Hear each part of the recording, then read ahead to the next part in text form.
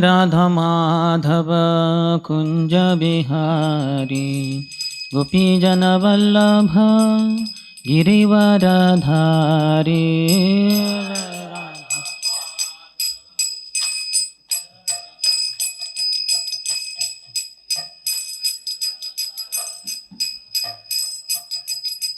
यशोदानंदन व्रज जन रंजन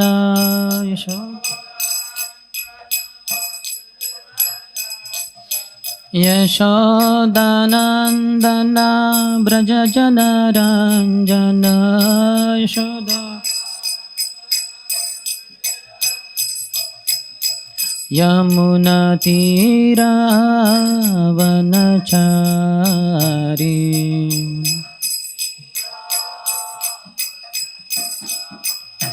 यमुना तीरा वनचारी।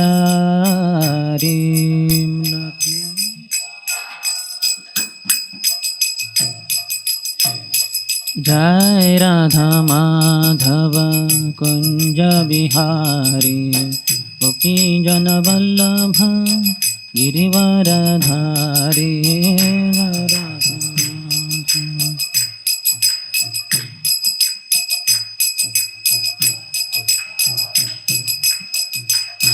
हरे कृष्णा कृष्णा कृष्णा हरे हरे हरे राम राम राम हरे हरे हरे कृष्ण।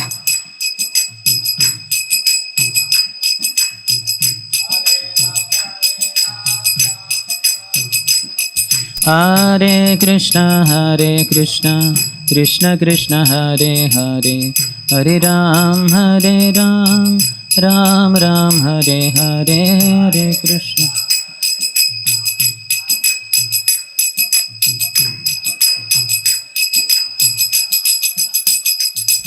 हरे कृष्णा कृष्ण कृष्ण हरे हरे हरे राम राम राम हरे हरे हरे कृष्ण।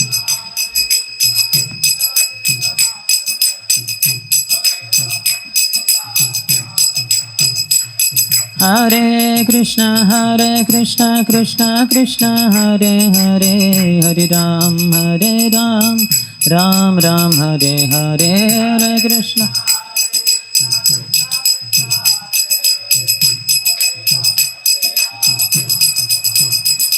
हरे कृष्णा कृष्ण हरे हरे हरे राम राम राम हरे हरे हरे कृष्ण।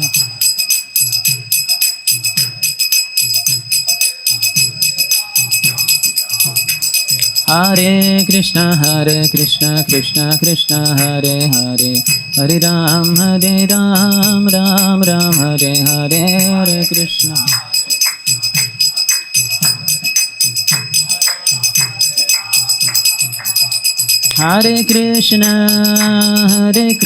हरे कृष्ण कृष्ण कृष्ण हरे हरे हरे राम राम राम हरे हरे हरे कृष्ण।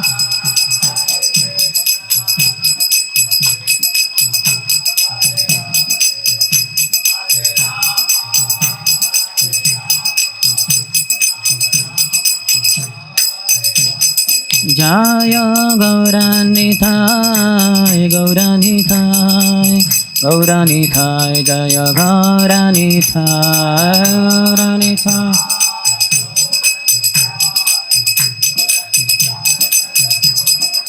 जय जय प्रभुपाद प्रभुपाद प्रभुपाद जय प्रभुपाद जय प्रभुपाद।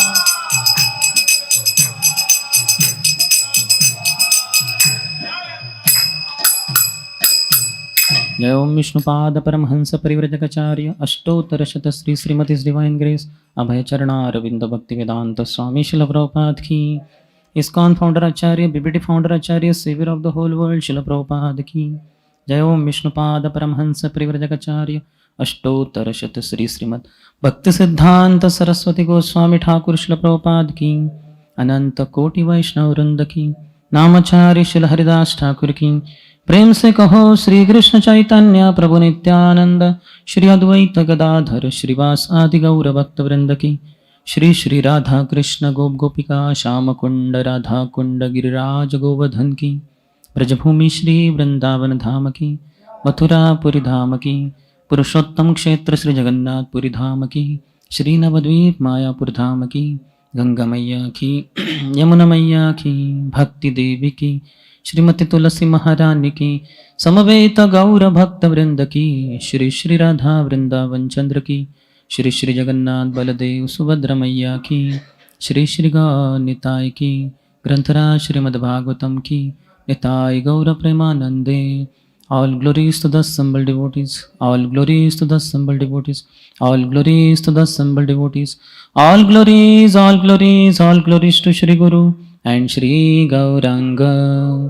नमः विष्णुपदाय कृष्णपृष्ठाय भूतले श्रीमते भक्तिवेदांत स्वामिनिति नामिने, नमस्ते सरस्वती देवे गौरवाणी प्रचारिणे, निर्विशेष शून्यवादी पाश्चात्य देशतारिणे।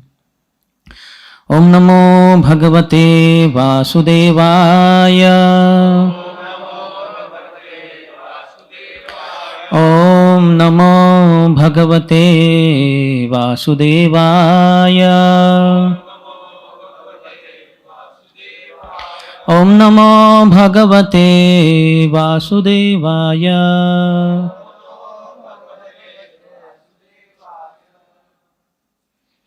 हरे कृष्ण। हम पढ़ रहे हैं श्रीमद् भागवतम छठे स्कंद से अध्याय दूसरा, जिसका शीर्षक है विष्णुदूतों द्वारा अजामिल का उद्धार। श्लोक संख्या 24 और 25। अजामिलोप्य अथाकर्ण्य दूतानां यमकृष्णयोः, धर्मं भागवतं शुद्धं त्रैवेद्यं च गुणाश्रयम्, भक्तिमान् भगवत्याशु महात्म्य श्रवणाद्धरेः, अनुतापो महानासित स्मरतो अशुभात्मनः, अजामिलोऽप्यथाकर्ण्य दूतानां यमकृष्णयोः, धर्मं भागवतं शुद्धं त्रैवेद्यं च गुणाश्रयम्, भक्तिमान् भगवत्याशु महात्म्य श्रवणाद्धरेः, अनुतापो महानासित स्मरतो अशुभात्मनः, अजामिलोऽप्यथाकर्ण्य दूतानां यमकृष्णयोः, धर्मं भागवतं शुद्धं त्रैवेद्यं च गुणाश्रयम्, भक्तिमान् भगवत्याशु महात्म्य श्रवणाद्धरेः, अनुतापो महानासित स्मरतो अशुभात्मनः।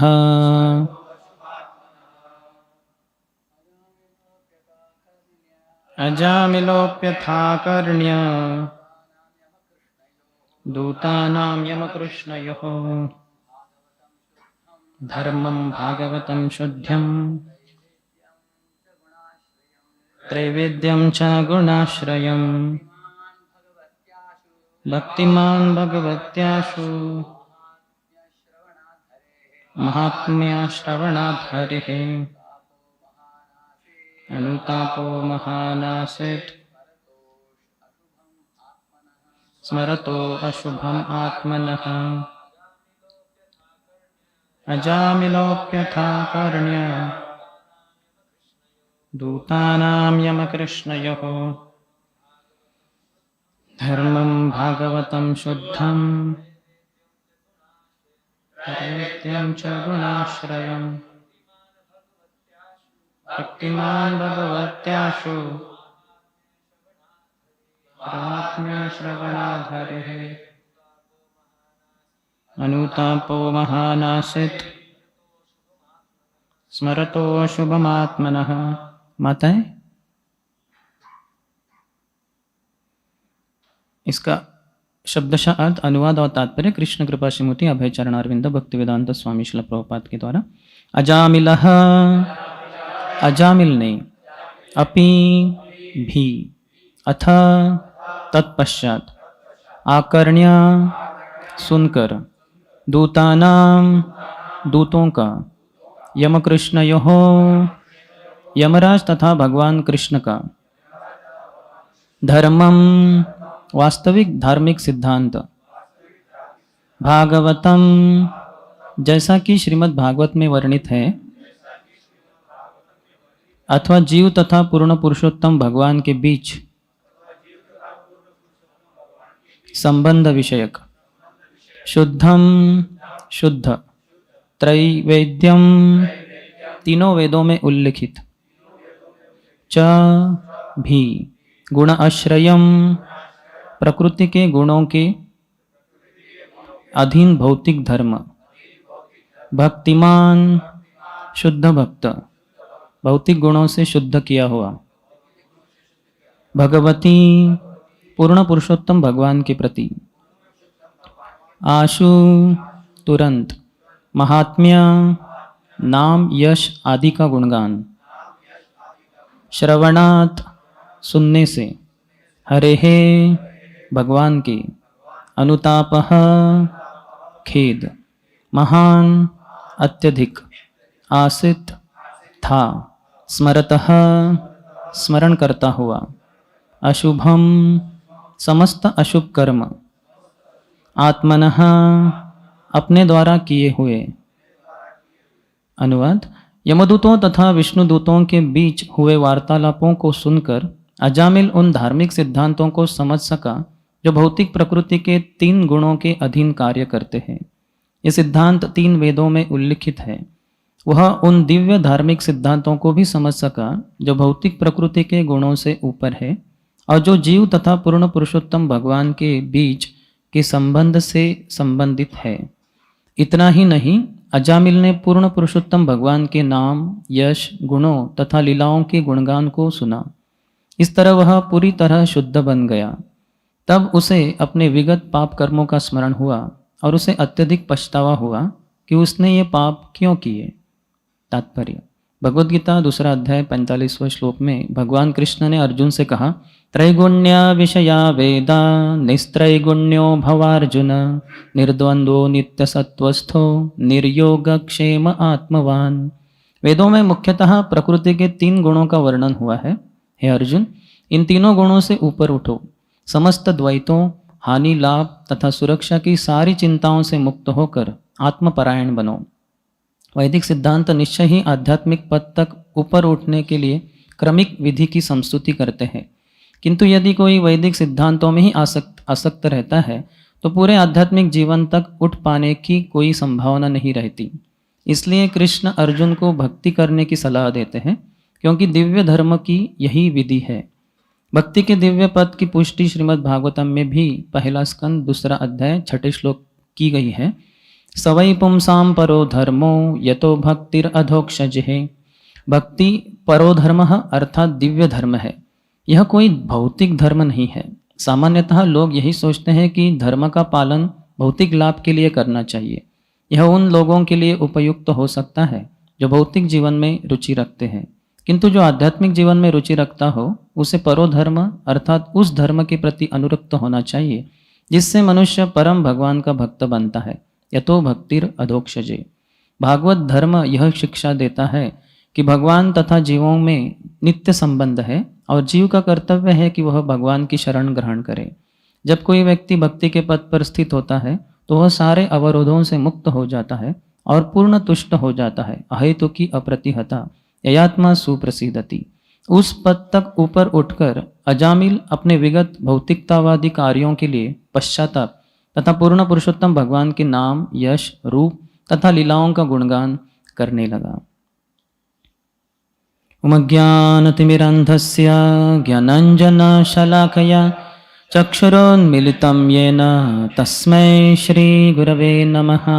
श्रीचैतन्यमनोभीष्टं स्थापितं येन भूतले स्वयं रूपः कदा मह्यं ददाति स्वपदान्तिकं वन्देऽहं श्रीगुरोः श्रीयुतपदकमलं श्रीगुरून् वैष्णवांश्च श्रीरूपं साग्रजातं सहगणा रघुनाथान्वितं तं सजीवं साद्वैतं सावधूतं परिजनसहितं कृष्णचैतन्यदेवं श्रीराधा कृष्णपादान् सहगणा ललिता श्रीविशाखान्वितांश्च वाञ्छाकल्पतरुभ्यश्च कृपा सिन्धुभ्य एव च पतितानां पावनेभ्यो वैष्णवेभ्यो नमो नमः। जय श्री कृष्ण चैतन्य प्रभु नित्यानंद श्री अद्वैत गदाधर श्रीवास आदि गौर भक्त वृंद। हरे कृष्ण कृष्ण कृष्ण हरे हरे, हरे राम राम राम हरे हरे।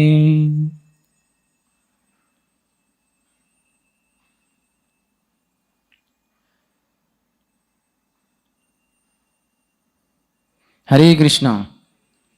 आज सुबह की श्रीमद् भागवत कक्षा में सभी भक्तों का हार्दिक स्वागत है।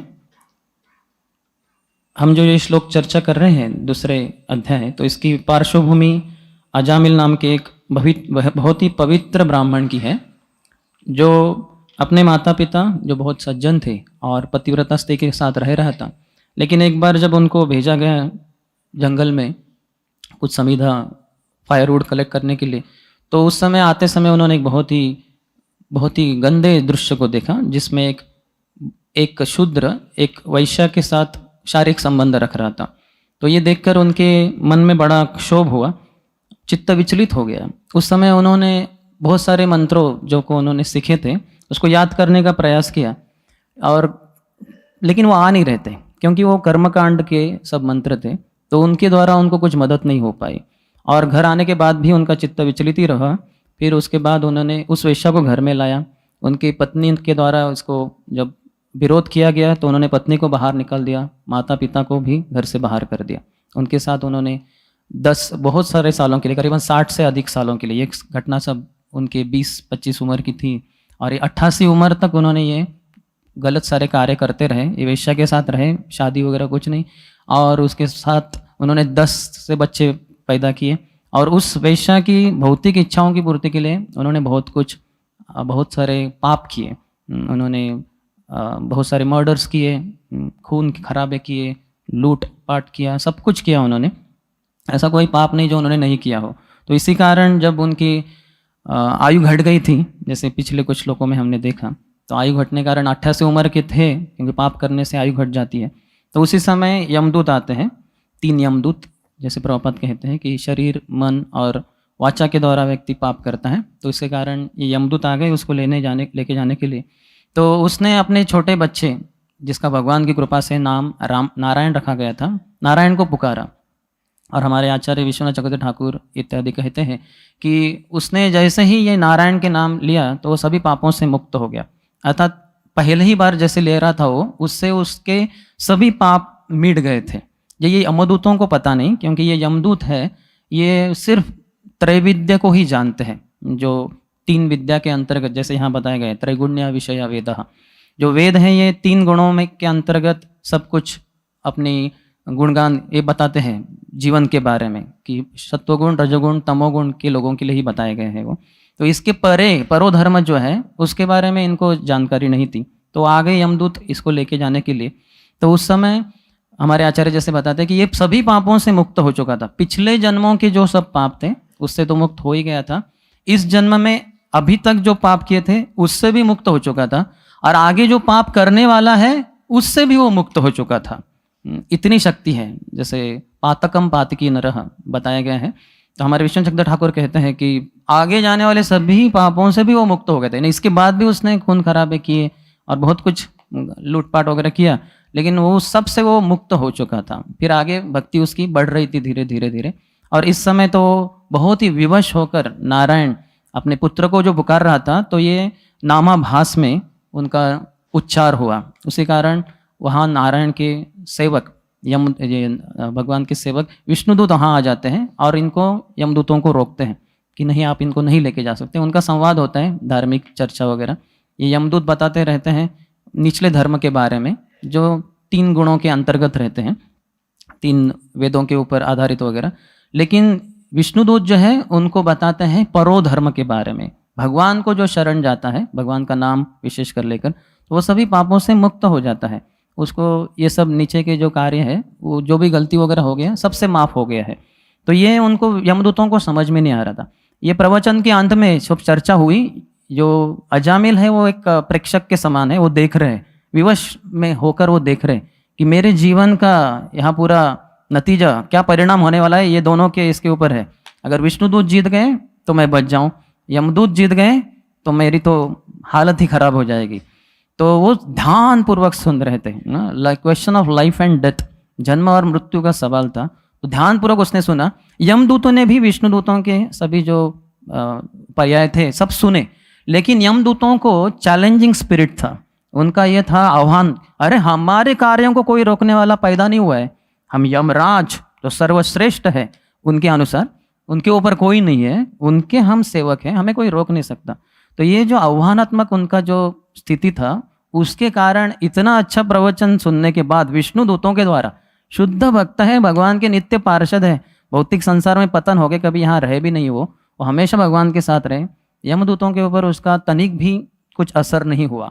फिर वहाँ से वो चले जाते हैं, हार जाते हैं कि उसका कुछ बल नहीं पाते, कर नहीं पाते, फिर विवश होकर चले जाते हैं। और फिर बाद में उनका भी उद्धार होगा भगवान के शुद्ध भक्तों के द्वारा, वो है यमदूत, यमराज स्वयं।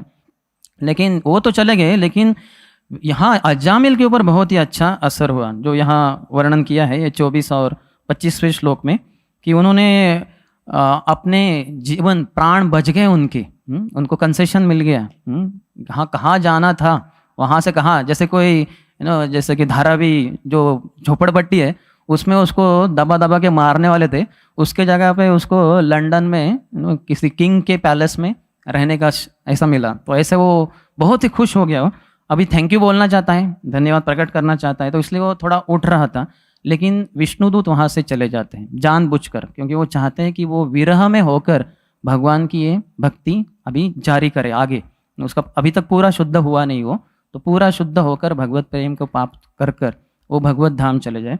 तो इसलिए उन्होंने वो अवसर दिया। तो अभी यहाँ पे जो अजामिल उठ रहे हैं, तो इसके बारे में उन्होंने अपने अभी 4, जैसे इंग्लिश में आर कहते हैं, रिकॉग्नाइज, जब कोई गलती होती है तो recognise, repent, rectify and reinstating. तो इसमें रिकॉग्नाइज यानी जानना कि मैंने गलती की है। अभी ये जो संवाद हुआ तो उसके द्वारा उसको ये तो समझ में आ गया कि मैंने बहुत बड़ी गलती कर दी, जीवन भर अभी वो पछतावा करेगा, आगे आएगा वो आगे। अभी ये श्लोक जो है करीबन 22 से 25 जिसको हम देख ही रहे, तो इसमें वो जान गया है कि मैंने बहुत बड़ी गलती कर दी, इतने सारे साल गवा दिए। हाँ, कोई अगर थोड़ा बहुत समय गवा दिया तो थोड़ा सा दुख होता है, लेकिन अगर 1 साल गवा दिया किसी ने तो और अधिक दुख होगा। किसने 10 साल गवा दिए और अधिक दुख होगा, और इतने साल गवा दिए, और किसके बावजूद, पहले तो इतना अच्छे ब्राह्मण परिवार में था, क्या उसका सौभाग्य था, वहां से शुद्ध भक्ति करके भगवत धाम जा सकता था, लेकिन इतने सारे साल गवा दिए, करीबन 60 साल गवा दिए। तो बहुत ही उसको पछतावा होगा, जो 26 से आगे कल के श्लोक से 38 श्लोक तक 38 श्लोक तक ये बताया जाएगा। तो वहाँ उसका पछतावा, वो कितना मैं गंदा, कितना मैं गिर गया, तो ये पछतावा बहुत अच्छा है। ऐसे बताते हैं कि in the fire of repentance all the misgivings in the heart are burn to ashes. जब हम पछतावा करते हैं अपने गलती के बारे में, पहले तो उसके लिए स्वीकारना होगा कि मैंने गलती की है। बहुत सारे लोग इसको स्वीकारते ही नहीं, तो इसमें ही उनका समस्या हो जाता है, फिर वो आध्यात्मिक जीवन में प्रगति नहीं कर सकते। तो जैसे 4 हमारे सभी मानवों में दोष हैं, सभी जीवात्माओं में, कि पहला तो है कि हमारी अपूर्ण इंद्रिय है सभी की ना, वो तो डिफ़ॉल्ट सेटिंग है। तो अपूर्ण इंद्रियों के कारण हमसे हम भ्रमित हो जाते हैं, एक चीज़ को कुछ अलग तरीके से समझते हैं। तो भ्रमित हो जाते हैं, उसके कारण गलतियां हो जाती है। तो यहाँ तक ठीक है, लेकिन चौथा जो है कि चिटिंग प्रोपेंसिटी, फंसाना, अपने जो गलती है उसको फंसाने, उसको छिपाने का प्रयास करना, यहाँ भक्ति में जो प्रवेश होता है ये चौथी चीज को छोड़ के होता है। आगे प्रगति ये चौथे चीज को छोड़ के होती। उसके बावजूद भक्ति में प्रवेश करने के बाद भी हमारी इंद्रियां अपूर्ण रहेंगी कुछ हद तक, क्योंकि भक्ति में परिपूर्णता प्राप्त नहीं हुई है, और हम भी भ्रमित होंगे ही, और उसके बाद गलतियां भी होंगी ही। लेकिन अगर चौथी चीज है हम अगर फंसाने का प्रयास कर रहे, छुपाने का प्रयास कर रहे, फिर आगे प्रगति नहीं हो सकती, वो उधर ही रुक जाती है। तो ये वैसा नहीं है, ये बहुत ही प्रामाणिक है, इतना प्रामाणिक है, इसलिए इतनी प्रगति कर पाया, और इसी जीवन बस 12 साल आगे और भगवत भक्ति करके भगवत धाम भी जाने वाला। इतने पाप करने के बाद सब बस 12 साल की भक्ति करके भगवत धाम गया हो, और हम इतने पाप शायद नहीं किए, और 12 साल क्या उससे ज़्यादा हो गए, बहुत सारे साल, लेकिन फिर भी भगवत धाम जाएंगे कि नहीं, इसके बारे में बड़ा सवाल उठता है। क्योंकि ये जो चौथी चीज़ है वो हो नहीं रहे, हम जो छिपाने और हम जो चीटिंग प्रोपेंसिटी उसको छोड़ नहीं पा रहे, तो इसको छोड़ना होगा। तो ये बहुत पछतावा करता है, और फिर आगे वो सुधारता है अपनी गलती को तत्क्षण। अभी तो वो छूट गया, यमदूत चले गए, विष्णुदूत भी चले गए, वहाँ से अंतर्धान हो गए, तो फिर वो तुरंत चला जाता है हरिद्वार में, और 12 साल जैसे ये विष्णुदूतों ने भक्ति की प्रक्रिया बताई थी उसके अनुसार ही जीवन जीता है। फिर उसमें वो शुद्ध होने के बाद देखता है कि वही विष्णुदूत आ गए हैं अभी इस बार पुष्पक विमान लेकर, और कहे कि चलिए आपके लिए भगवान नारायण ने वैकुंठ के लिए ये विमान भेजा है, तो जरूर आइए। तो फिर वो उसमें बैठ जाते हैं और भगवत धाम चले भी जाते हैं। तो रीइंस्टेटिंग ये भगवान करते हैं, चौथी चीज भगवान करते हैं। हम जब अपनी मूल स्थिति में स्थित हो जाते हैं, जीवेर स्वरूप है कृष्णेर नित्य दास, उसके अनुसार जब कार्य करते हैं, तो हमारी वास्तविक स्थिति कहाँ की है?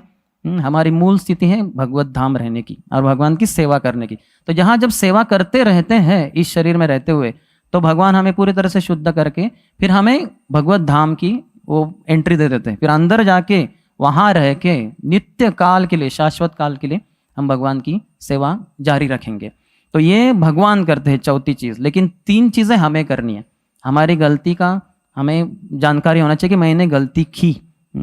तो अगर बहुत बुद्धिमान है तो अपने आप ही व्यक्ति को समझ में आता है, नहीं तो फिर ऊपर वाले जो हमारे वरिष्ठ भक्त हैं वो हमें बताएंगे कि आपसे ये गलती हो गई, तो हमें पहले मानना चाहिए, उसके बारे में बहुत पछतावा करना चाहिए, और उससे बाहर आने के लिए कुछ जो कार्य वही बताएंगे, या फिर हम शास्त्रों से पढ़ सकते हैं। प्रभुपाद की किताबों में सब कुछ बताया है क्या करना है, नवविधा भक्ति करनी है, इसके बाहर कुछ करना नहीं है। और फिर हम अपनी मूल स्थिति में फिर से स्थित हो जाएंगे। फिर हम इस शरीर में रहते हुए ही हमारा हृदय इतना शुद्ध हो जाएगा कि हमारी चेतना भगवत धाम पहुंच जाएगी। फिर इसके बाद शरीर तो कभी ना कभी तो गिरने वाला है, उसकी तो मृत्यु होगी, और आत्मा जो पूरी तरह से शुद्ध है वो भगवत धाम में, गोलोक वृंदावन में, भगवान के चरणों में सेवा में मग्न हो जाएगा। तो ये हमारा पूरा प्लान है। तो इसके लिए भगवान का ये हमारे लिए योजना है। तो यहाँ प्रभुपाद ने बहुत सारे विशेष मुद्दों के ऊपर चर्चा की है, थोड़ा हम उसके ऊपर ही चर्चा करेंगे। तो पहला तो है कि भौतिक जीवन, वैदिक जीवन और आध्यात्मिक या भक्तिमय जीवन, ये 3 चीज़ों के बारे में चर्चा करेंगे। थोड़ा धर्म के बारे में, थोड़ा भक्ति के बारे में, और अंततः हमारा निष्कर्ष रहेगा। तो पहला है कि जैसे भौतिकवादी लोग रहते हैं, जैसे जीवात्मा इस संसार में आता है तो अपने आप को शरीर समझकर और गलत संग, भौतिक संग में रहकर वो भौतिक इच्छाओं की कामना करता है, और 3 गुणों के अंतर्गत रहता है, सत्वगुण, रजोगुण, तमोगुण। प्रायः कलयुग में तो रजोगुण और तमोगुण के अंतर्गत ही, और उसके अंतर्गत वो जैसे जैसे संग रहता है उसके अनुसार भौतिक इच्छाएं रहती है। प्रायः इस संसार में भौतिक प्रकृति के ऊपर प्रभुत्व जमाने का उसका प्रयास रहता है, जो किसी कार्य के द्वारा बस जीवन मौज से जीना है, खाओ पियो मौज करो, यही उसका फिलोसॉफी रहता है। तो तमोगुण के अंतर्गत तो लोग कुछ कार्य भी नहीं करना चाहते, बहुत ही आलसी रहते हैं, लेकिन फिर भी जीवन की जो आवश्यकता है वो कहीं से तो मिल जाए तो उसकी उनकी इच्छा रहती है। जैसे वो प्रभुपाद बताते कि 2 बहुत ही आलसी लोग थे, और राजा ने जब पूछा मंत्री को कि हमारे राज्य में कौन सबसे अधिक आलसी है, बोले इसके लिए थोड़ा सा समय दीजिए। और फिर उन्होंने एक फीस्ट का आयोजन किया, सबके लिए मेजबानी दी, बहुत अच्छे से खिलाए पिलाए, तो सब आलसी लोग आ गए क्योंकि उनको आराम से मिल रहा है सब कुछ, तो आ गए। और फिर उसके बाद अभी बहुत खाया तो अभी सोने की इच्छा है, तो बाजू में पंडाल भी बनाया था, तो उधर सोने के लिए व्यवस्था की गई, और मंत्री ने वो जब सो गए तो आग लगा दी वो पंडाल में।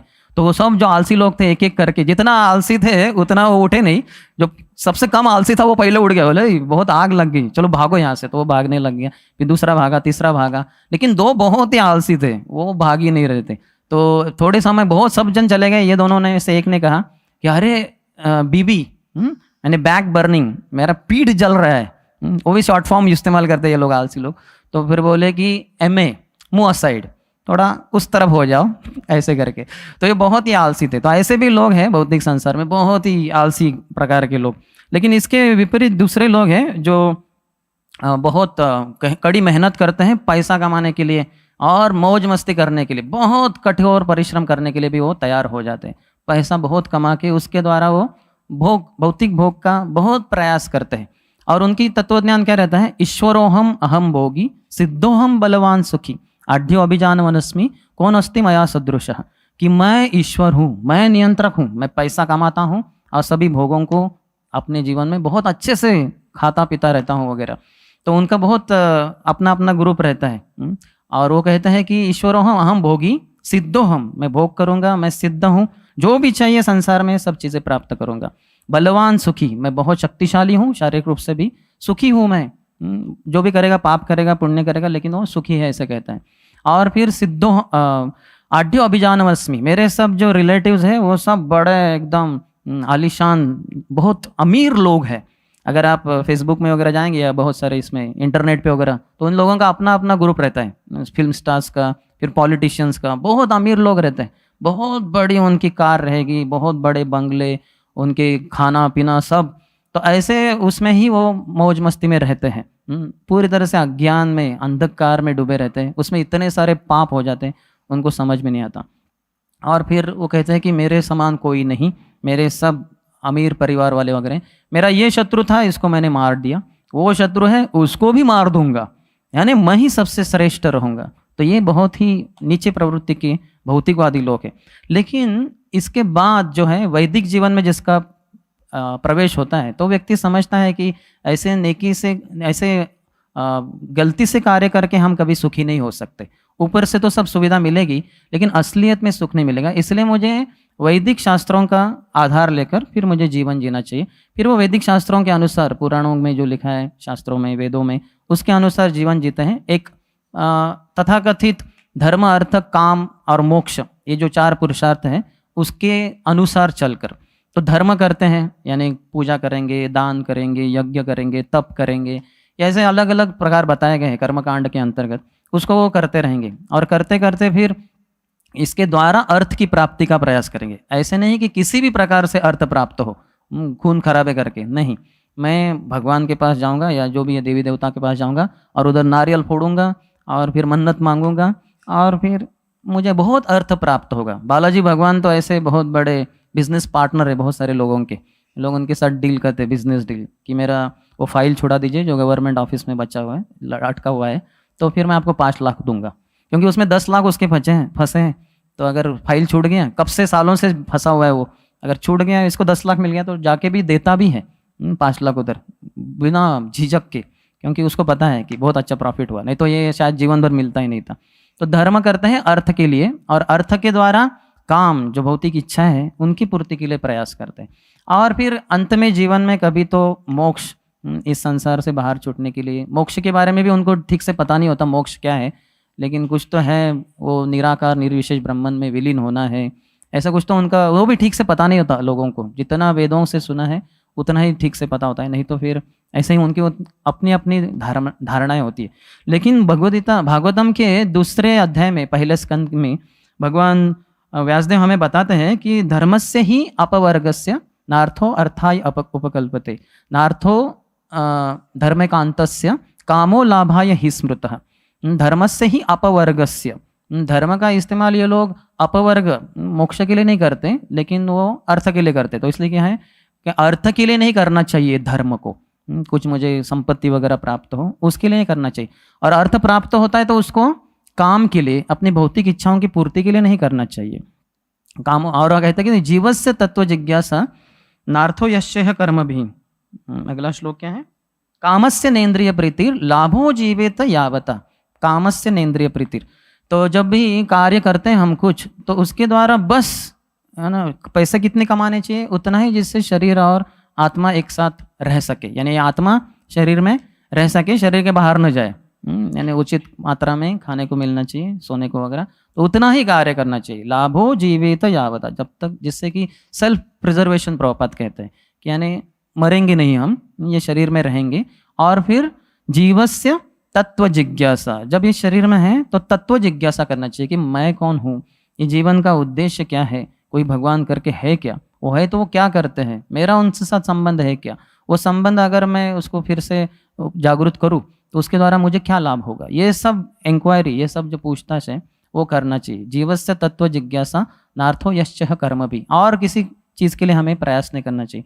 प्रभुपाद तात्पर्य में लिखते हैं 10वें श्लोक में कि दोज हु आर, जो एब्सोल्यूट ट्रूथ के बारे में जानना चाहते हैं वो इतना ओवरवेल्म्ड हो जाते हैं, इतना जैसे क्या कहते हैं, ये रहते हैं, आप्लावित हो जाते हैं इसी विचार से कि वो ट्रूथ को, वो परम सत्य को जानने, और उसमें इतना रिसर्च करते हैं, इतना उनकी रुचि रहती है कि बाकी सब इस संसार की चीज़ों में उनको दिलचस्पी नहीं रहती। जैसे अगर पीएचडी वाले जो अगर देखेंगे हम स्टूडेंट, तो इतना पागल हो जाते हैं, दिन का रात और रात का भी दिन, ऐसा कर देते हो, सब पूरा उनका उसी में रहते हैं वो। तो उस तरह से जो एब्सोल्यूट ट्रूथ, परम सत्य को जानना चाहते हैं, तो उनको उस तरह से कार्य करना चाहिए ना, ये भौतिक चीज़ों के प्रति उनका आकर्षण नहीं रहता। वैसे वैदिक जीवन जो है ये धर्म अर्थ काम के ऊपर आधारित है, और उसको जैसे प्रभुपाद ने यहाँ बताया, बहुत सारे वेद इसके बारे में ही है। त्रैगुण्य विषया वेदा निस्त्रैगुण्य भवार्जुन। तो इसमें क्या समस्या है, ये जो वेद है बाकी सब, इनमें 3 वेदों के ऊपर ही आधारित सब कार्य बताए गए, सत्वगुण रजोगुण तमोगुण, और एक ही विचार है, इस भौतिक संसार में कैसे हम बहुत अच्छे से सुखी हो जाए, इधर ही रहना है, इधर से बाहर नहीं जाना है। तो ये बड़ी समस्या है। तो त्रिगुण में है वो, और द्वंद्व, इसमें सुख आएगा लेकिन दुख भी आएगा, फिर वो हीट भी आएगा, गर्मी भी आएगा, लेकिन ठंडी भी आएगी। तो इस तरह से द्वंद्वों को सामना करना पड़ेगा। और फिर उसके अलावा है रजोगुण तमोगुण के अंतर्गत रहेंगे लोग। और योग और क्षेम, निर्योग क्षेम आत्मवान, अपना योग और अपना क्षेम, कैसे ये चीज़ें मुझे चाहिए, उसके लिए मैं क्या करूं, और जो है उसको मैं कैसे अच्छे से बटोर के रखूं, उसको कहीं खो न पाऊं। तो इसलिए उनका प्रयास रहता है। इसलिए भगवान कहते हैं निर्योग क्षेम आत्मवान, आत्मवान, जैसे प्रभुपाद के शब्द हैं कि get situated in one self, यानी आत्मा, मैं कौन हूँ, मैं शरीर नहीं हूँ, मैं मन नहीं, मैं बुद्धि नहीं, मैं मिथ्या अहंकार नहीं, मैं ये आत्मा हूँ और भगवान का नित्य दास हूँ। तो ये आत्मा के ऊपर भी उठना है, जैसे वैदिक शास्त्र के अंतर्गत। और आध्यात्मिक जीवन में भी 2 लेवल है, 2 स्तर हैं। पहला है आत्म साक्षात्कार के लिए प्रयास, और दूसरा है भगवत साक्षात्कार के लिए प्रयास। तो आत्म साक्षात्कार के अंतर्गत मैं ये शरीर नहीं, मैं आत्मा हूँ, जो ब्राह्मण सामान्यतः प्राप्त करते हैं। लेकिन इसके परे भगवत साक्षात्कार प्राप्त होना इतना आसान नहीं है। उसके लिए प्रामाणिक गुरु का आश्रय लेना होता है। प्रामाणिक परंपरा में, एक गुरु शिष्य परंपरा में अगर जब प्रामाणिक गुरु से श्रवण करते हैं, उनके अनुसार चलते हैं, साधन भक्ति का अपने जीवन में आजमाते हैं, तब आके जाके वो शुद्ध भक्ति को या भगवत साक्षात्कार को प्राप्त कर सकता है। अन्यथा वो बहुत ही मुश्किल है। जैसे श्री चैतन्य भागवतम में, चैतन्य भागवत में श्री वृंदावन दास ठाकुर बहुत अच्छा कथा बताते हैं एक व्यक्ति की, जिनका नाम था तपन मिश्रा, जो श्री चैतन्य महाप्रभु के नित्य पार्षद में से एक है। लेकिन उनकी इस संसार की लीला में, जब वो पूर्व बंगाल में थे, आज की तारीख में बांग्लादेश में, तो वहाँ जब महाप्रभु निमाय पंडित के रूप में लीला कर रहे थे नवद्वीप में, और वहाँ जाते हैं कुछ विद्या को स्टूडेंट्स को बांटने के लिए इत्यादि, तो उस समय ये जो तपन मिश्रा है, जो बहुत सारे वैदिक शास्त्रों के अनुसार चल रहे थे, लेकिन इसके बावजूद भी जीवन का लक्ष्य क्या है और वो लक्ष्य को प्राप्त करने के लिए क्या करना चाहिए, साधन और साध्य, ये दोनों के बारे में उनको बड़ा भ्रम हो गया था। उनको समझ में नहीं आ रहा था क्या करना है। वेद कभी कहते ये करो, कभी कहते वो करो, और समझ में नहीं आ रहा था उनको। तो एक बार जब वो थे, सोए थे, तो उनके स्वप्न में एक बहुत ही दिव्य पुरुष प्रकट हुए और कहे कि आपका ये जो साधन और साध्य का जो भ्रम है, इसको निकालने के लिए एक बहुत ही विशेष व्यक्ति आए हैं, निमाय पंडित, जो पश्चिम बंगाल से आए हैं। ये साक्षात नारायण भगवान हैं, तो आप इनसे मिलिए, ये आपके सभी जो भ्रम है इनको निकाल देंगे। तो और ये साक्षात भगवान ने ये भी बताया था, उन्होंने कहा था उसमें, वेद गोप्य ये सकल ना कही बेकारे, कही ले पाई बे दुख जन्म जन्मांतरे। ये वेद गोप्य चीज़ है, ये जो चैतन्य महाप्रभु है निमाई पंडित, ये भगवान नारायण ही है साक्षात, और ये कहीं भी वेदों में कहीं लिखा गया नहीं है प्रत्यक्ष रूप से। तो कही ले पाही बे दुख, अगर ये दूसरों को तुम बताओगे कि ये साक्षात नारायण है तो फिर बहुत दुख मिलेगा, न तो इस जीवन में जन्म जन्मांतरे, ये जीवन में और इसके बाद के हर एक जीवन में तुम्हें दुख भोगतना पड़ेगा। ये बताना नहीं है किसी को, ये वेद गोप्य चीज़ है। तो हमारे लिए प्रभुपाद ने कितना आसान कर दिया, पूरे संसार में अपने किताबों के द्वारा पूरे संसार में हम ये बता रहे हैं कि कृष्ण साक्षात भगवान है और चैतन्य महाप्रभु भी कृष्ण ही है। तो जो वेद गोप्य चीज़ है इनको बताया था कि आप इसको वेद गोप्य ही रखना है। तो फिर जाते हैं दूसरे दिन, वो महाप्रभु से मिलते हैं और कहते हैं कि मैं साध्य और साधन के बारे में भ्रमित हूँ, मुझे पता नहीं क्या करना चाहिए। तो महाप्रभु कहते हैं कि अलग अलग प्रक्रिया है सत्य युग में, जैसे ध्यान धारणा इत्यादि, और त्रेता युग में फिर बहुत सारे यज्ञ किए जाते थे, द्वापार युग में भगवान की अर्चा विग्रहों की सेवा होती थी मंदिरों में।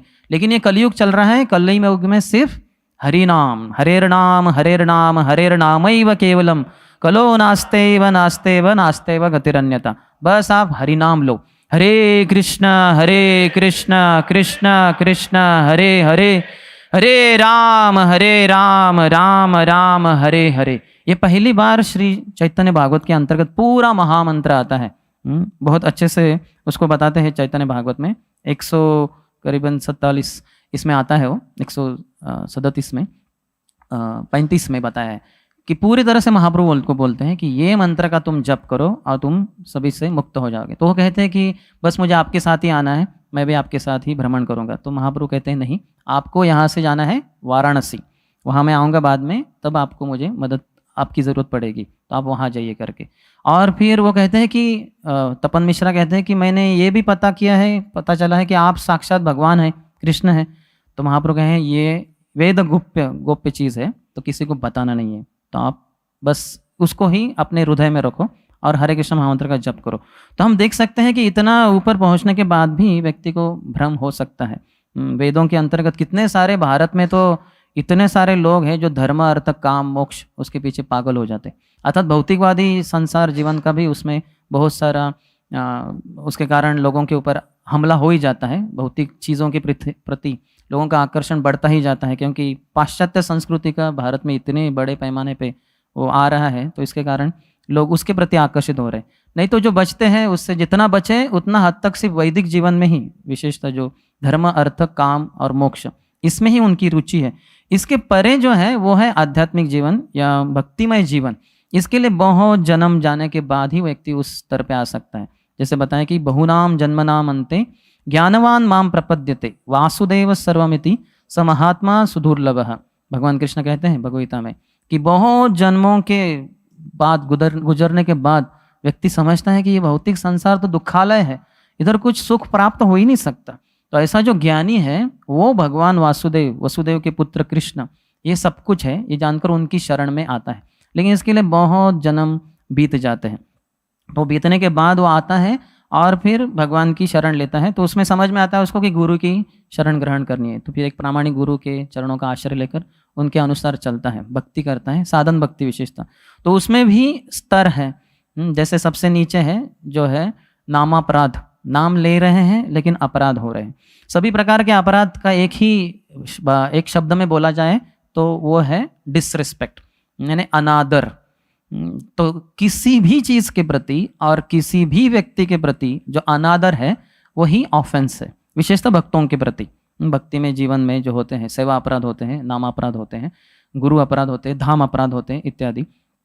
तो जो अनादर है उस अनादर को निकालने के लिए एक ही महत्वपूर्ण चीज है, वो श्रवण करेंगे हम तो हमारे नित्यम भागवत सेवा, नष्ट प्रायेषु अभद्रेषु नित्यम भागवत सेवा। जो भी अभद्र है, हमें दूसरों के प्रति जो अनादर है, ये व्यक्ति तो कुछ नहीं, ये भक्त क्या है, मैं तो सबसे बड़ा हूँ, तो ये जो भावना है, ये जब हम श्रवण करेंगे तो भगवान स्वयं शृण्वताम स्वकथा कृष्ण पुण्य श्रवण कीर्तन हृदयंतस्तो ही अभद्राणी विधुनोति सुहृत सताम। ये विधुनोति किसके लिए है, किसका कार्य है? ये भगवान का कार्य है। शृण्वताम हमारा कार्य है, श्रवण करना। लेकिन विधुनोति, हृदय कौन साफ करेगा? उसे भगवान ही कर सकते हैं। कितने भी भक्ति करते रहे हम, उसके द्वारा शुद्धिकरण नहीं होगा। जब भगवान प्रसन्न होंगे, अब भगवान प्रसन्न किससे होंगे? जब हम श्रवण में रुचि रखेंगे, अर्थात उसके अनुसार फिर कीर्तन, क्योंकि नवविधा भक्ति में सर्वश्रेष्ठ क्या है? वो है कीर्तन। तार मध्य सर्वश्रेष्ठ नाम संकीर्तन, निरपराध नाम लैले पावे प्रेम धन। तो भजनैर मध्य सर्वश्रेष्ठ नवविधा भक्ति, सभी प्रकार के जो भजन है उसमें सर्वश्रेष्ठ नवविधा भक्ति है। भगवान के बारे में श्रवण करना, कीर्तन करना, स्मरण करना, उनके चरणों का संवाहन करना, फिर उनकी पूजा अर्चना करना, उनको वंदन करना, उनके मित्र के रूप में, दास के रूप में, और पूरी तरह से आत्मनिवेदन कर देना। तो ये नवविधा भक्ति है, उसमें भी सर्वश्रेष्ठ कीर्तन है। लेकिन कीर्तन के लिए पहले श्रवण करना होगा। तो जितना अधिक श्रवण करेंगे उतना हृदय भगवान खुद ही स्वच्छ करेंगे, वो साफ करेंगे। और फिर उसके बाद ये नामापराध से हम मुक्त हो जाएंगे। और फिर जो नामाभास है उसके प्रति हम उसमें रहकर, उसमें क्या है, यानी जो व्यक्ति श्रवण ठीक से करेगा वो जल्द से जल्द नामाभास में पहुंच जाएगा, क्योंकि उसको आदर प्रकट होगा, आदर उसके मन में पैदा हो जाएगा सभी आध्यात्मिक चीज़ों के प्रति। वो धाम हो, करताल हो, मृदंग हो, मंदिर हो, मंदिर की दीवारें हो, कुछ भी हो, तो उसके प्रति उसका आदर होगा। और भक्तों के प्रति, सभी जनता के प्रति, सभी जीवात्माओं के प्रति, विशेषतः भक्तों के प्रति। और फिर ये भी उसका भाव रहेगा कि मैं बहुत ही तुच्छ हूँ, मैं बहुत ही पापी हूँ। ये उसकी नम्रता अपने आप आ जाएगी जब श्रवण करेंगे तब। अर्थात श्रवण के अनुसार फिर चलना भी है। जैसे नित्यम भागवत सेवा के प्रभुपाद कहते हैं कि दो भागवत है, एक तो ग्रंथ भागवत है और दूसरे व्यक्ति भागवत है। तो उन ग्रंथ भागवत से, व्यक्ति भागवत से सुनकर, जैसे चैतन्य महाप्रभु के सेक्रेटरी स्वरूप दामोदर गोस्वामी कहते थे कि भागवत पढ़ो गया भागवत स्थाने। नहीं तो ऐसा भी हो सकता है कि हम भागवत पढ़ते रहे और भक्तों के बीच में न रहकर अपने ही इसमें दुनिया में रह के और फिर भक्तों को अनादर ही करते रहेंगे। लेकिन भक्तों के बीच में, भक्तों से, जो व्यक्ति भागवत है, जिन्होंने ग्रंथ भागवत को अपने जीवन में आत्मसात किया है, ऐसे व्यक्ति से, ऐसे व्यक्तियों से, भक्तों से, शुद्ध भक्तों से सुनेंगे तो फिर हम अपने जो अनर्थ है उससे भगवान हमें शुद्धि मुक्ति कर देंगे। और फिर हमारी शुद्ध भक्ति में शुद्ध नाम लेने के लिए हम प्रवृत्त हो जाएंगे। वो बहुत ही आसान होगा, लेकिन उसके लिए पहले नामाभास में वो उत्कट इच्छा होनी चाहिए, उत्कंठा, कि मुझे ये अपराधों से बाहर निकलना होगा, नहीं तो मैं अपने भौतिक भक्ति में जीवन में प्रगति नहीं कर रहा हूँ, उल्टा शायद कभी कभी पीछे भी जाता हूँ अपराध करके। ये जो उत्कंठा है, ये उत्सुकता है, तभी आएगी जब हम श्रवण करेंगे। व्यक्ति भागवत के अंतर्गत रहकर जब हम ग्रंथ भागवत श्रवण करेंगे तब हमारा हृदय का वो भाव जागृत होगा और फिर नामाभास के द्वारा शुद्ध नाम में भी बहुत जल्दी प्रवेश हो जाएगा। उसके लिए ज़्यादा समय नहीं लगेगा। तो यहाँ जो बताए हैं कि जो भक्त जो होते हैं भक्ति में आते हैं, तो यहाँ प्रभुपाद बता रहे हैं कि यहाँ कोई हम व्यवहार नहीं कर रहे भगवान के साथ। हमारा मूल स्थिति है कि हम भगवान के नित्य दास हैं। जैसे हमारे प्रहलाद महाराज के लिए भगवान एक खंबे से प्रकट हुए हिरण्यकशिपु के दरबार से, और उसका नाश करने के बाद जब प्रार्थना उनको पूछते हैं कि आपको क्या चाहिए, जो चाहिए आपको मिलेगा, तो वो कहते हैं कि नहीं, मैं थोड़ा ही ना आपके साथ कुछ व्यवसाय कर रहा हूँ। वो कहते हैं वहाँ 7वें स्कंद के 10वें स्कंद में 10वें अध्याय में 4थे श्लोक में, नान्यथा ते अखिल गुरो घटेत करुणात्मनः यस्त आशीष आशास्ते न सभृत्य सवैवणिक। तो वो कहते हैं कि मैं थोड़ा ही नहीं कोई व्यवसायिक हूँ, कोई व्यापारी हूँ कि आपके साथ कुछ व्यापार कर रहा हूँ कि आपकी मैंने भक्ति की, अभी आप आए हैं, अभी बदले में कुछ तो हमें भौतिक लाभ वगैरह देंगे। नहीं, मेरा तो ये नित्य भगवान आपके प्रति ये नित्य मेरा स्वरूप है कि मैं आपका नित्य दास हूँ, आप मेरे नित्य स्वामी हैं। आपकी सेवा करना यही मेरा सब कुछ है, ये सेवा ही मेरा मेवा है, यही सब कुछ है। इसके अलावा और कुछ ज़रूरत ही नहीं है, मुझे कुछ भौतिक लाभ की कुछ भी इच्छा नहीं है। तो इस तरह से भक्त का जो भाव है, यहाँ पहुँचने के लिए ही हमारा पूरा प्रयत्न होना चाहिए। और ये प्रयत्न रहेगा भक्तों के सेवा अंतर्गत रहकर, भक्तों की देखरेख में रहकर, तो फिर हम धीरे धीरे शुद्ध हो जाएंगे। और बाकी हम आए हैं भौतिक संसार से, तो पाप पुण्य या गलत चीज़ें करना वो भी हमारे अंदर वो सब दोष है। और इसके अलावा जो वैदिक संस्कृति, क्योंकि भारत में पाले पोसे गए, तो इसलिए वो जो बाकी भौतिक आध्यात्मिक तथाकथित जो वैदिक कार्य है, धर्म अर्थ काम, इसके प्रति भी हमारा आकर्षण होगा। लेकिन सभी भक्तों के साथ रहेंगे अगर हम जब सेवा कर रहे हैं तो इससे मुक्त हो जाएंगे। जैसे कि हमारे नरोत्तम दास ठाकुर महाशय कहते हैं कि तीर्थयात्रा भ्रमण केवल मनेर भ्रम। है ना, अभी हम भक्ति में आने के बाद भी हमारा तीर्थ यात्रा करने का बहुत सारा इधर उधर घूमते रहो, क्योंकि मन भटकता होता है। तो फिर शरीर भौतिक स्थूल शरीर, सूक्ष्म शरीर स्थूल शरीर को नियंत्रण करता है। तो सूक्ष्म शरीर में बहुत घूमने की इच्छा है, वो घूम रहा है मन इधर उधर, जब ध्यान से करते नहीं। फिर शरीर बोलेगा अभी चलो किधर तो घूमने जाते हैं। गुरु को कुछ पूछा नहीं, वरिष्ठों को पूछा नहीं, ये घूमता रह रहा है, इधर जा रहा है उधर जा रहा है, किधर भी जा रहा है। तो ये जो तीर्थ यात्रा भ्रम है, भ्रमण है, तो हमारे नरोत्तम दास ठाकुर कहते हैं केवल मनेर भ्रम, ये मन का भ्रम है। तुम 84 लक्ष्य योनि में भटक ही रहे हो। अभी मानव जीवन में यहाँ आए, ये शहर से उस शहर जा रहे हो सेटलमेंट के लिए, पैसा कमाने के लिए, और फिर भक्ति में आए हो तो भी तीर्थ यात्रा इधर घूमो उधर घूमो। ये सब नहीं करना है। भक्तों के चरणाश्रित रहकर, गुरु के चरणाश्रित रहकर, वो अगर जा रहे हैं, लेके जा रहे हैं हमें तीर्थ यात्रा, तो उनके साथ उनका संग लेने के लिए जा रहे हैं। वो रिवील करेंगे हरिधाम। हमें क्या अपने आंखों से दिखने वाला है, कुछ नहीं दिखने वाला है। यहाँ के पत्थर दिखेंगे, वहाँ के सुअर दिखेंगे, वहाँ की नाली जो बह रही है वो दिखेंगे, हम अपराध करेंगे। तो वो सब नहीं करना है। अगर जिसका मन शांत है, गुरु के वचनों के ऊपर आश्रित है, तो फिर वो पूरे दुनिया घूमने का प्रयास नहीं करेगा, और फिर बहुत ही जल्दी शुद्धिकरण हो जाएगा, और फिर हम भगवत भक्ति को प्राप्त कर सकते हैं। ये नतीजा तक पहुँचे हैं अजामिल। उन्होंने पूरा दोनों का संवाद सुना और उनको समझ में आया कि ये यमदूत जो बातें कर रहे हैं ये निम्न स्तर की है, धर्म है लेकिन निम्न स्तर का धर्म है, ये परो धर्म नहीं है, ये 3 गुणों के अंतर्गत है। मैं इसको नहीं पालन कर सकता। पहले मैं कर रहा था ब्राह्मण के रूप में, लेकिन बाद में उसके बावजूद भी मेरा पतन हो गया। तो वो धर्म के द्वारा पूर्ण शाश्वती नहीं है कि हम भगवत धाम की प्राप्ति करेंगे। मैं तो था ब्राह्मण, अच्छा सज्जन था, लेकिन मेरा पतन हो गया। तो ये भक्ति है जो मुझे ये पतन से बाहर निकाल सकती है और ऐसे ऊपर स्थित कर देगी जिसके बाद मेरा पतन नहीं हो सकता, क्योंकि मैं अपनी मूल स्थिति में स्थित हो जाऊंगा। तो ये निष्कर्ष तक पहुंचे हैं अजामिल, और फिर आगे उनका रिपेंटेंस अगले श्लोक से शुरू होगा आगे से, कल से। तो बहुत बहुत धन्यवाद। हरे कृष्णा। किसी को कोई प्रश्न है?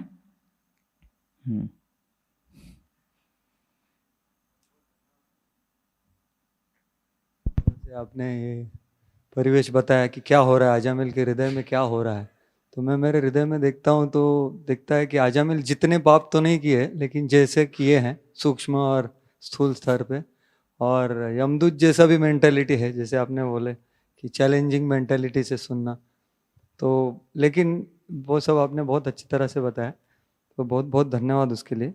मेरा प्रश्न है, ये प्रभुपाद जी इधर बोल रहे हैं कि people generally think that religion should be pursued for material profit. This may be suitable for persons interested in material life, but one who is interested in spiritual life should be attached to parodharma. तो प्रभुपाद जी मेरे को बता रहे कि आसक्त होना चाहिए। तो मेरे को भी ऐसा बुक डिस्ट्रीब्यूशन के लिए भेजा जाता है, जैसे अजामिल को भेजा था।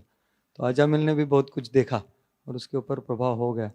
तो मैं कैसे समझ सकता हूँ कि मैं क्या गलती कर रहा हूँ, परोधर्म क्या है, परो धर्म में कैसे नहीं कर पा रहा हूँ?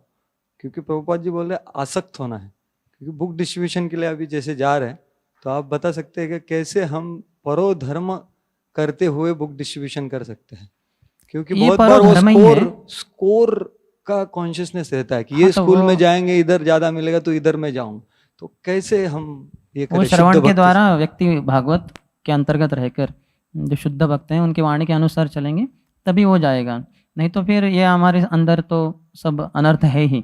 भक्ति में आने के बाद भी कुटिनाटी, जीव हिंसन, निषिद्धाचार, पूजा, लाभ, प्रतिष्ठा दई यत उपशाखागण, हमारे श्री चैतन्य चरितामृत के अंतर्गत कृष्णदास कविराज गोस्वामी कहे हैं, जब भक्ति लता को हम पाते हैं, भक्ति बीज को पाते हैं, भक्ति लता के बीज को गुरु महाराज से, फिर अपने हृदय के जमीन में बोते हैं, फिर श्रवण कीर्तन के द्वारा उसको सींचते हैं, फिर ये बढ़ता जाता है, लेकिन इसके साथ साथ कुछ घास फूस भी उग जाता है। ये सब ये चीज़ें हैं कुटिनाटी, डिप्लोमेटिक बिहेवियर, भक्तों के बीच में रहते हुए भी हम कैसे कुछ एक चीज़ बोलते हैं लेकिन मन में कुछ और है, फंसाने का प्रयास कर रहे हैं उनको अपने कुछ निजी भौतिक उद्देश्य को साध्य करने के लिए। तो कुटिनाटी है, जीव हिंसन है, जीवों की हिंसा करते हैं। भक्तों का अपराध करना है तो सबसे बड़ा जीव हिंसा है, तो हम वो करते हैं। और फिर निषिद्धाचार, 4 नियमों में से किसी को तोड़ देंगे हम सूक्ष्म या स्थूल रूप में। और फिर पूजा, लाभ, प्रतिष्ठा, पूजा मेरी पूजा हो, सब मेरा गुणगान करे, लाभ मुझे क्या मिलेगा उधर, जैसा अगर प्रवचन भी देना है तो कितने ऑडियंस में आएंगे, 4 ही भक्त आएंगे क्या, तो फिर मेरा तो वो कैलिबर नहीं है, मेरा कम से कम 40, 50, 100 है ना, तो ऐसा लाभ है ना, प्रतिष्ठा, मैं बहुत स्पेशल हूँ। तो ऐसे ये सब हमारे अंदर है। तो लेकिन अगर शुद्ध भक्त या उनके अनुयायियों के अनुसार अगर चलेंगे और ये शास्त्र को पढ़ेंगे, प्रभुपाद ने इसलिए तो तात्पर्य दिए, प्रभुपाद के तात्पर्य पढ़ेंगे तो हमारा सभी इल्यूजन उसका धज्जियां उड़ा देंगे Prabhupada. That is for sure. आपका भौतिक सब भ्रम है ना, उसका मराठी में कहते हैं भ्रमाचा भोपळा, आपका जो कद्दू है वो भ्रम का, उसका प्रभुपाद इतना तहस नहस कर देंगे, उसका कुछ नहीं बचेगा। तो इसलिए वो ग्रंथ भागवत पढ़नी चाहिए और व्यक्ति भागवत के अनुसार चलेंगे तो ये सब जो है हम इसके लिए बुक डिस्ट्रीब्यूशन करने जा रहे हैं उसके लिए वो सब नहीं रहेगा, प्रभुपाद की प्रसन्नता के लिए, मेरे आत्मशुद्धि के लिए हम जा रहे हैं। और वो भक्ति है, साक्षात भक्ति है वो, ऐसे इसके अलावा कुछ करना नहीं है।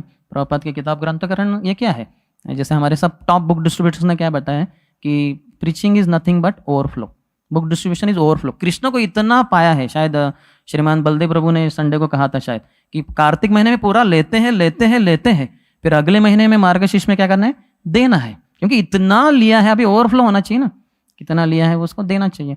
तो वो भक्ति है, तो उसको तो करना ही करना है, लेकिन इस करते समय ये जो गलत हमारी भावना है उसको निकलना है, कृष्ण भावना भावित होना है, भक्तों के दास है हम, इस भावना को जागृत करना है। तो उसको वही भक्त करा सकते हैं हमें जो ऐसे इस निस्वार्थी भावना से भगवत भक्ति के प्रेम में लोटपोट जो हो रहे हैं, ऐसे भक्तों से श्रवण करके उनके निर्देशन के अनुसार करेंगे तभी वो होगा। नहीं तो फिर हम अपने ही जैसे भौतिक, वही मैंने कहा ना अंत में कि हम भौतिक संसार से आए हैं, यहाँ सब वही चलता था कि अपने आप को केंद्र में रखना। और वैदिक संस्कृति में भी धर्म अर्थ काम मोक्ष में भी अपने आप को ही केंद्र में रखा जाता है। उसमें भी क्या है, भगवान को केंद्र में नहीं रखते, अपनी भौतिक इच्छाओं की पूर्ति के लिए। जैसे भोक्तारम यज्ञ तपसाम सर्वलोक महेश्वरम सुहृदम सर्वभूतानाम ज्ञात्वा माम शांतिम रुच्छति। तो इसको पूरा तोड़ते हैं धर्म अर्थ काम मोक्ष के द्वारा। धर्म के द्वारा क्या है, सुहृदाम सर्वभूतानाम, मैं सभी जीवात्माओं का धर्म के द्वारा दान देता हूँ, ये करता हूँ, खिलाता हूँ, तो मैं बड़ा धार्मिक हूँ। फिर जो अर्थ है उसके द्वारा जो ये है भोक्तारम यज्ञ तपसाम सर्वलोक महेश्वरम, सभी जो लोक का महेश्वर, मैं देखो कितना पैसे वाला हूँ, मेरे पास इतनी संपत्ति है। और फिर धर्म को भी हम तोड़ देते हैं ये सोचकर कि भोक्तारम यज्ञ तपसाम, इसमें काम, मैं ही सभी चीज़ों का भोगता हूँ। और अंत में तो एकदम ही डेंजरस जो मोक्ष है, तो उसमें क्या कहते हो, मोक्ष की वांछा है उसमें तो कि मैं ही भगवान हूँ, तो वो तो पूरा ही सबसे डेंजरस है, तो वो भी नहीं चलेगा। तो हम उस बैकग्राउंड से आए हैं इन बहुत जन्मों से, इस जन्म से भारत में जब पैदा हुए, तो ये सब है हमारे अंदर कंटेमिनेशन। ये तभी जाएंगे जब हम शुद्ध भक्तों के वाणी के अनुसार अपना जीवन जिएंगे तभी, नहीं तो फिर किससे श्रवण करते, संगात संजायते कामः, जिस प्रकार का संग है आपका उस प्रकार की इच्छाएं रहेंगी। ऐसे भक्तों के साथ रहेंगे जो है तो भक्तों के वेश में, लेकिन भौतिक इच्छाओं को ही पनप रहे हैं, है पहले से उसको पनप रहे हैं और उसको सिंचन कर रहे हैं, जो घास फूस उगा रहे हैं। ऐसे भक्तों के साथ रहेंगे तो अपने भी भक्ति लता का समस्या हो जाएगा, उसका चौक हो जाएगा, रुक जाएगा उसकी प्रगति। तो वो नहीं करना है, बुक डिस्ट्रीब्यूशन को नहीं छोड़ना है, लेकिन उसको करते समय ये जो गलत भाव है उसको छोड़ना है। बुक डिस्ट्रीब्यूशन तो करना ही है, वो भक्ति है, शुद्ध भक्ति है वो। न च तस्मान मनुष्येषु कश्चिन में प्रिय कृतमा, उससे बढ़कर और मुझे और कोई भी प्रिय नहीं है जो दूसरों को मेरे संदेश को दे दे। तो इतना अच्छा अवसर है, भगवान को सबसे अधिक प्रिय प्रचारक होते हैं, और प्रचारक करने का बहुत बड़ा तरीका है प्रभुपाद की किताब देना, प्रभुपाद को उस व्यक्ति को प्रचार करने का मौका देना, इससे बढ़कर और क्या हो सकता है। इसलिए तो प्रभुपाद ने कहा ना, what will your 3 minutes of preaching do, give him my book I will preach to him. तुम्हारा 3 मिनट का प्रचार क्या लाभ करेगा, तुम तो इतने अशुद्ध हो, मैं उसको प्रचार करूंगा, मेरा किताब दे दो उसको, बस। तो हम वही कर रहे हैं, इससे बढ़कर और कुछ नहीं कर सकते हम। तो शुद्ध भाव आएगा हम में जब हम प्रामाणिक भक्तों के अंतर्गत रहकर ही भक्ति करेंगे, नहीं तो फिर भक्त तो कितने सारे हैं, है कि नहीं। अभी इस्कॉन के भक्त देखा जाए तो लाखों होंगे, लेकिन वो सब लेके आए हैं पूरा लगेज लेके आए पूरा कचरा लेके, है कि नहीं, पूरा बैकग्राउंड से। तो कचरे को किसने त्याग दिया है या त्याग रहे हैं, कितना प्रामाणिक है। ऐसे प्रामाणिक भक्तों का संग करना चाहिए। और सबसे बढ़िया है प्रभुपाद के तात्पर्य पढ़ना। प्रभुपाद आपके किसी भी अनर्थों को सहन नहीं करेंगे और उसकी धज्जियां उड़ा देंगे। You cannot be an illusion if you are daily reading Prabhupada books, if possible daily 2 hours, more the better. किसी प्रकार का भ्रम नहीं रहेगा आपके अंतर्गत। और अन्य भक्तों को देखेंगे हम इतने शुद्ध नहीं है, लेकिन उनका प्रति अनादर नहीं करेंगे, लेकिन अपनी भक्ति प्रामाणिकता से करेंगे। Will mind our own business, हम अपनी भक्ति एकदम सीधे प्रभुपाद के कहने के अनुसार करते रहेंगे, दूसरों का अनादर नहीं करेंगे। अगर वो श्रवण हमसे उनकी जो गलतियां हैं, अनर्थ है, उसको सुधारने के लिए तैयार है हमारे बोलने के अनुसार, तो बताएंगे। वो तैयार नहीं है तो हम शांत रहेंगे, हम अपनी भक्ति करते रहेंगे, है कि नहीं? Okay okay.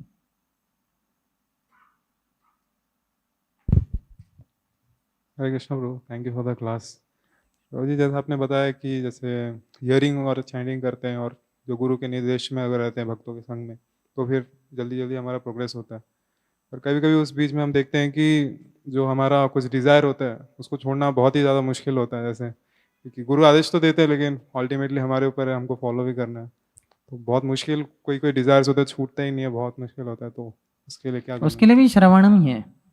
तो धीरे धीरे रोज प्रभुपाद said ना, by the regular attendance in Srimad Bhagavatam classes, all the misgivings in the heart will be removed slowly जाएगा। तो अगर बहुत ही फास्ट ट्रैक पे जाना है आपको, तो जो ऐसे बहुत ही गंभीर भक्त हैं उनके साथ रहिए।